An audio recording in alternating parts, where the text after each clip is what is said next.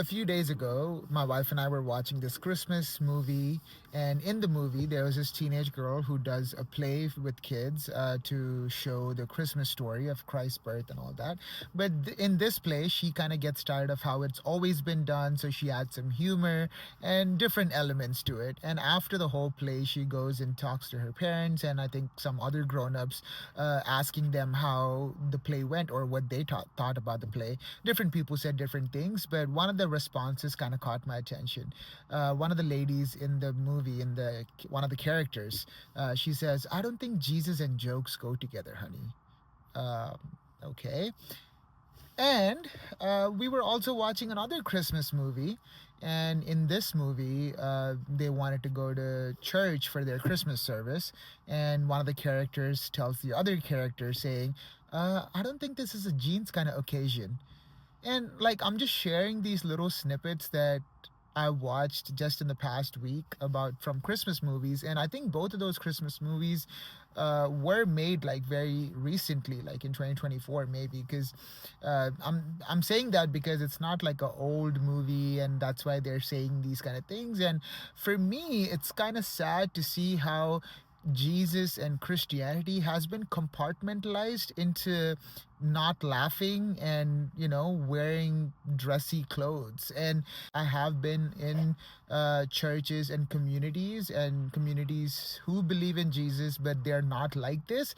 But I also realized that there are so many more people who are still like this and who still think like, oh, Jesus and jokes don't go together, and you have to, you cannot wear jeans to church, and just different things like that. Many times we reduce our relationship with Jesus, well, it's supposed to be a relationship, into rituals because we're trying to be reverential, right? Like, I think that's what this all comes down to is like, yes, all of these things are very reverential per se, but if all you have is reverence without relationship, you're just performing a bunch of rituals.